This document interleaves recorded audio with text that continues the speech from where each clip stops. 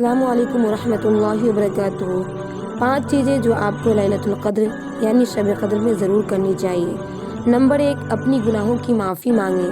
حضور صلی اللہ علیہ وسلم نے خاص طور پر یہ دعا بتائی ہے، اللہم انک عفو تحب العفو فاعف عنی۔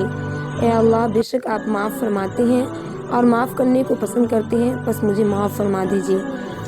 نمبر 2، خوب ساری دعائیں مانگیں۔ شب قدر کی رات اللہ دعائیں قبول کرتا ہے، تو آپ کے دل میں جو بھی خواہش ہے اس کے لیے دعا مانگیں۔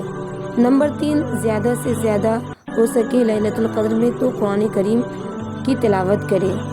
نمبر 4، نماز پڑھیں، اسپیشلی تراویح اور تہجد کی نماز۔ نمبر 5، صدقہ کریں۔ لیلۃ القدر کی رات 1000 مہینے سے بہتر ہے، تو اگر آپ تھوڑا سا بھی صدقہ کریں گے تو اس کا ثواب ایسا ملے گا جیسا کہ آپ نے 1000 مہینے تک صدقہ کیا ہو۔ اس لیے